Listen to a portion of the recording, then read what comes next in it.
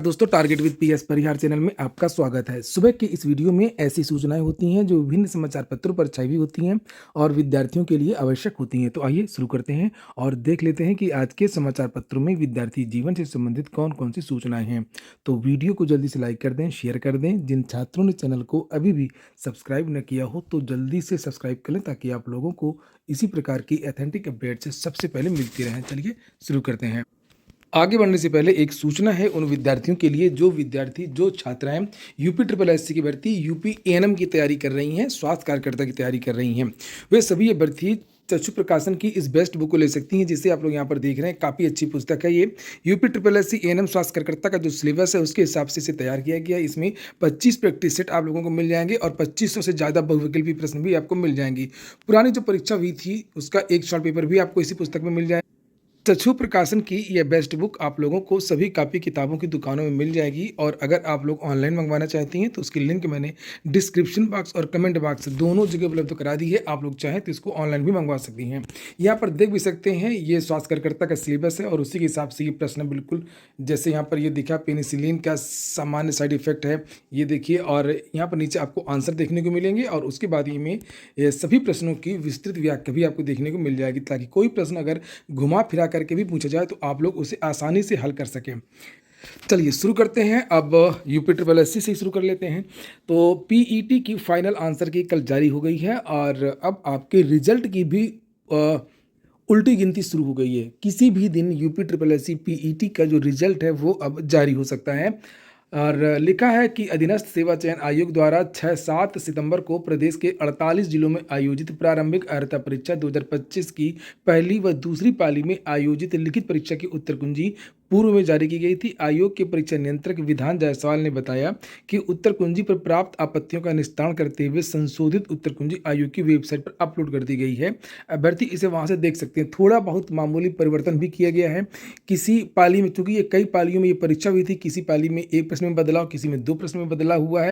7 और 6 तारीख को ये परीक्षा हुई थी और अभी जो आप लोगों ने देखा होगा कि 7 तारीख की सेकेंड शिफ्ट में 2 क्वेश्चन में फुल मार्क्स मिल रहे हैं। 6 की सेकेंड शिफ्ट की जो एग्जाम हुआ था उसमें 1 फुल मार्क्स मिल रहा है। 7th की फर्स्ट का जो पेपर हुआ था फर्स्ट मीटिंग का, उसमें 1 फुल मार्क्स मिल रहा है और 6 तारीख को जो परीक्षा हुई थी फर्स्ट शिफ्ट में उसमें कोई बदलाव नहीं हुआ है।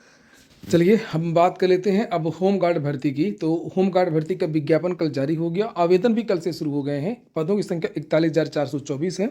17 तारीख तक विद्यार्थी आवेदन कर सकते हैं। सभी जिलों का अलग अलग विवरण भी जारी हो गया वेबसाइट में, आपने देखा होगा। और सबसे ज़्यादा पद कहाँ हैं उसके बारे में जानकारी दी गई है, लेकिन इससे कोई मतलब नहीं है। आप किसी भी जिले में आवेदन नहीं कर सकते हैं। आप जिस जिले में रहते हैं आप अपने ही जिले से आवेदन कर सकते हैं, सीधी सी बात। और इसमें वो विद्यार्थी भी आवेदन नहीं कर सकते हैं जिनका कोई मुकदमा चल रहा हो किसी भी कोर्ट में, और साथ में किसी सार्वजनिक, शासकीय, अर्धशासकीय अथवा सार्वजनिक उपक्रम की सेवाओं में नियमित रूप से कार्यरत व्यक्ति भी पात्र नहीं होंगे। जिनकी उम्र 18 से कम होगी या जिनकी उम्र 30 से ज़्यादा होगी वो विद्यार्थी भी आवेदन नहीं कर पाएंगे और अपीयरिंग के विद्यार्थी भी इसमें आवेदन नहीं कर पाएंगे। इसमें मिनिमम योग्यता हाई स्कूल मांगी गई है, तो हाई स्कूल पास जो विद्यार्थी हैं वही होमगार्ड भर्ती के लिए आवेदन कर सकते हैं। परीक्षा की प्रक्रिया बिल्कुल पुलिस कांस्टेबल की तरह है। पहले एक लिखित परीक्षा होगी और उसके बाद में आपकी लंबाई चौड़ाई यानी कि फिजिकल मेडिकल होगा, फिर शारीरिक दक्षता परीक्षा दौड़ होगी आप लोगों की और उसके बाद में आपकी मेरिट बनेगी। और भी अगर कोई भी प्रश्न हो तो आप लोग कमेंट बॉक्स में पूछ सकते हैं। वैसे पुलिस भर्ती बोर्ड ने यहाँ पर एक नंबर भी जारी किया जिससे आप लोग यहाँ पर देख सकते हैं।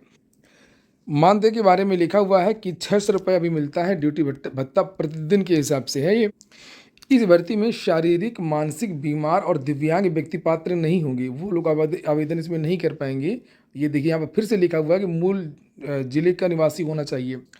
लिखित परीक्षा में एक्स्ट्रा नंबर मिलेंगे आपके पास। अगर चौपहिया चलाने का अगर ड्राइविंग लाइसेंस है तो आपको उसका अलग से नंबर मिलेगा। कुछ एनसीसी वालों को नंबर मिलेगा और इसके बारे में अलग से जानकारी दी गई है अधिमान को लेकर के, अधिमानी अर्हता को लेकर के।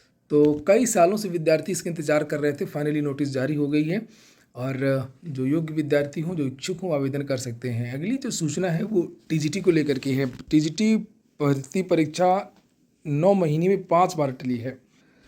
ये रिकॉर्ड बना दिया गया है उत्तर प्रदेश में। कितना बड़ा मजाक हो रहा है छात्रों के साथ में। निःशब्द हूँ, क्या कहा जाए क्या ना कहा जाए।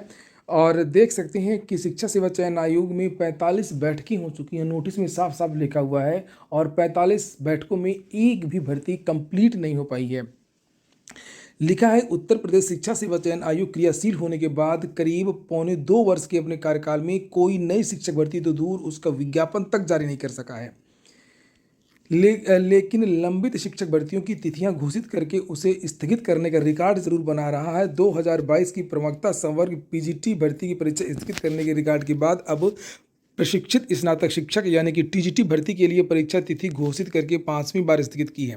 ये परीक्षा 18 व 19 दिसंबर को होनी थी। इसके पूर्व यह परीक्षा 4-5 अप्रैल, 14-15 मई, 21-22 जुलाई और 30-31 जुलाई को प्रस्तावित हो चुकी है।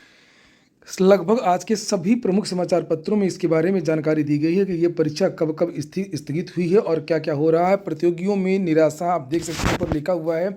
शीतल प्रसाद ओझा ने भी बार बार परीक्षा स्थगित किए जाने से आयोग की कार्यप्रणाली में सवाल उठाए। शीतल प्रसाद ने परीक्षा नियंत्रक को हटाए जाने की भी मांग की। सही बात है, जो परीक्षा नियंत्रक परीक्षा नहीं करवा पा रहा है तो उसको क्यों रखा जा रहा है।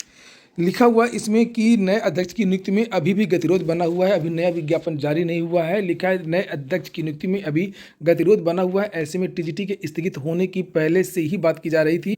और आप लोगों ने अभी वीडियो को लाइक नहीं किया होगा ना वीडियो को शेयर किया होगा। भैया वीडियो को लाइक और शेयर कर दिया करिए। आप लोगों को सबसे ऑथेंटिक, सबसे सॉलिड जानकारी दी जाती है और सबसे पहले दी जाती है और सभी विद्यार्थियों की बात भी इस चैनल में रखी जाती है। फिर भी आप लोग इस वीडियो को शेयर नहीं करते हैं।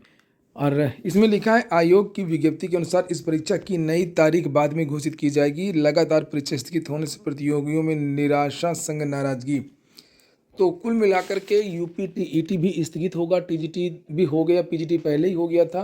कुछ भी होगा, जो कुछ भी होगा वो सब कुछ अब नए चेयरमैन के आने के बाद ही होगा। और नए चेयरमैन की फाइनल नियुक्ति में नया विज्ञापन अगर जारी होता है, जैसे कि चर्चाएं, चूँकि नियमावली बनी है तो नया विज्ञापन ही जारी होगा और फिर से 21 दिन का समय दिया जाएगा। तो लगभग अभी 2 महीने का समय और होगा। जब अभी विज्ञापन नहीं निकला है, याद रखिएगा, अभी चेयरमैन का विज्ञापन नहीं निकला है, विज्ञापन निकलेगा तो कम से कम 2 महीने का समय और लगेगा। जनवरी के बाद चेयरमैन की नियुक्ति होगी और उसके बाद इन भर्तियों पर निर्णय होगा।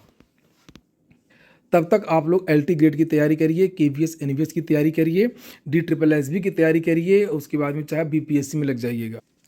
अगली सूचना है यूपीपीएससी की आरओ भर्ती की। विद्यार्थी आरक्षण का आरोप लगा रहा है कि इसमें आरक्षण का घोटाला हो रहा है।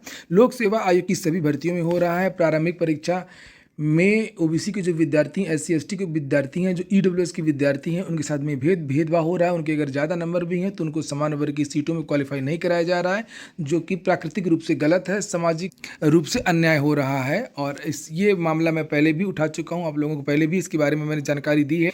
इसी तरीके का मामला यही भर्ती को लेकर के हाईकोर्ट गया था, जिसमें सिंगल बेंच ने यह आदेश दिया था कि रिजल्ट रिवाइज किया जाए और जो प्रारंभिक परीक्षा है उसमें अगर ज़्यादा नंबर है ओबीसी के या SC के या ईडब्ल्यूएस के, तो उनको भी समान वर्ग की जो 40% सीटें उसमें क्वालिफाई कराया जाए।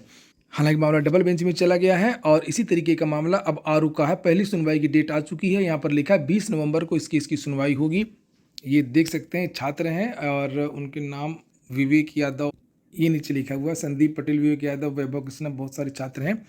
अधिक जानकारी के लिए इन छात्रों का एक टेलीग्राम चैनल है, व्हाट्सएप ग्रुप है, मैं वहाँ की लिंक दे दूंगा, तो आप लोग जा करके वहाँ से जानकारी प्राप्त कर सकते हैं। एक और सूचना लोक सेवा आयोग के आज के पेपर में है, ये छपा हुआ है। इसमें एक भर्ती थी परिवार कल्याण निदेशालय विभाग की शोध अधिकारी की, तो उसमें ग्रेड पे लिखा था कि लेवल 9, तो ये गलत है। इसकी जगह आप 10 समझें, लेवल 10 बस, और कोई खास बदलाव नहीं है। अंतिम सूचना है 69,000 शिक्षक भर्ती की। आरक्षण को लेकर के कल बहस हुई और कल जो बहस हुई उसमें दोहरे लाभ को लेकर के हुई। हालांकि जो ओबीसी के छात्र हैं उनका ये कहना है कि इस भर्ती में घोटाला हुआ है, इस भर्ती में विवाद हुआ है। इसमें इन विद्यार्थियों को 19,000 सीटें और चाहिए थी ओबीसी की, जबकि सरकार का ये तर्क है कि इसमें लगभग 32,000 जो सीटें हैं वो ओबीसी, जो 69,000 में 32,000 ओबीसी के छात्र चयनित हैं, 18,000 के आसपास समान वर्ग के छात्र चयनित हुए हैं और 14,000 के आसपास जो है SC वर्ग के विद्यार्थी चयनित हुए हैं। तो इस प्रकार से आरक्षण सबको मिला, लेकिन इनका कहना है कि लगभग 32,000 प्लस 19,000 सीटें और चाहिए। हालांकि राष्ट्रीय पिछड़ा वर्ग आयोग ने माना था कि इसमें विसंगति हुई है और इसको लेकर के सीएम योगी ने आदेश भी दिया था। 6800 की सूची जारी भी हुई थी, लेकिन 19,000 की मांग की वजह से ये सूची रद्द कर दी गई हाईकोर्ट के द्वारा। और ये भी कहा गया कि जिन विद्यार्थियों को आरक्षण का लाभ मिला है, सुपर टेट में जिनको लाभ मिला, उनको आरक्षण ना दिया जाए, सिंगल बेंच ने कहा था। और उसके बाद मामला डबल बेंच में चला गया और डबल बेंच ने सिंगल बेंच के आदेश को पलट दिया और नई सूची बनाने के लिए कहा और मामला आ गया सुप्रीम कोर्ट में। सुप्रीम कोर्ट में कल जो बहस हुई, अगली डेट तो 16 तारीख लगी है, मैंने इस बारे में जानकारी आपको दी थी, लेकिन जो कल बहस हुई उसमें केवल और केवल खास तौर से जो बहस हुई वो दोहरे लाभ को लेकर के कि ओबीसी के छात्र अगर उन्होंने सुपर टेट में छूट प्राप्त किया, सुपर टेट में आपको पता होगा कि ओबीसी के विद्यार्थियों को 60% क्वालिफाई करना था, जनरल के विद्यार्थी को 65% यानी कि 97 नंबर, और ओबीसी के विद्यार्थियों को 90 नंबर में पास होना था। और टीईटी में तो ऑलरेडी वो 82 में पास होते ही हैं ओबीसी के विद्यार्थी और 90 पर जनरल के। तो कल जो बहस हुई वो यही हुई कि ये विद्यार्थी पहले टीईटी में इन्होंने लाभ लिया, उसके बाद में सुपर टीटी में लाभ लिया और उसके बाद में कह रहे हैं कि हमको जनरल की 19,000 सीटें और चाहिए। तो ये 3 तरीके का आरक्षण है, और जबकि सुप्रीम कोर्ट की बहुत सारी गाइडलाइन है कि आरक्षण केवल एक बार दिया जाएगा। अगर आपको जनरल वर्ग में आना है तो जनरल का क्राइटेरिया पूरा करना होगा, यानी कि आपको जनरल के बराबर एज होनी चाहिए, जनरल के बराबर कट ऑफ होनी चाहिए, जनरल के बराबर अटैम्प्ट होने चाहिए, तभी आपको जनरल की जो सीटें हैं वो मिल सकती हैं। कल इन चीज़ों पर लेकर के बहस हुई, अंतिम निर्णय कुछ भी नहीं हुआ। वहीं पर कल कोर्ट ने काफ़ी गुस्सा जाहिर किया कि इन अधिकारियों ने इस तरीके से गलतियां क्यों की हैं। नोटिफिकेशन में बहुत सारी गलतियां हैं, चयन प्रक्रिया में बहुत सारी गलतियां हैं, आरक्षण में बहुत सारी गलतियां हैं, पारदर्शिता का अभाव है, मूल सूची गायब है। चलिए, अभी बहुत कुछ कहना मुश्किल है और कोर्ट है, और कोर्ट की बात का कुछ भी विश्वास नहीं किया जा सकता, केस किधर जाएगा। अक्सर ये देखा गया है डांटती इसको है और फैसला भी इसी के पक्ष में दे देती है। हमने कई बार देखा है बहुत सारे मामले करप्शन को लेकर के 69,000 68,500 एलटी ग्रेड, बहुत सारे मामलों में डांटती है। आयोग को, मुख्य सचिव को बुला लेगी, परीक्षा नियंत्रक को बुला लेगी और बाद में भर्ती को न रद्द करेगी और ना रिजल्ट रिवाइज्ड होगा, ना मुख्य परीक्षा रुकेगी और भर्ती प्रक्रिया आगे बढ़ जाती है और लोग ज्वाइन कर लेते हैं। तो ऐसा है कि जज साहब की बहस को देख करके आप लोग कोई भी उत्साहित ना हो, वो खुश करने के लिए इस तरीके से डांट देते हैं कि अधिकारी किसी जिम्मेदारी से काम नहीं करते हैं, ये है वो है, अगली बार मैं मुख्य सचिव को बुलाऊंगा, प्रमुख सचिव को बुलाऊंगा, इसको ये वो, कहीं कुछ नहीं है। जब तक फाइनल डिसीजन ना आ जाए तब तक कुछ भी, कोई भी अटकलें ना लगाइए आप लोग। आज के वीडियो में इतना ही। पूरा वीडियो सुनने के लिए बहुत बहुत धन्यवाद।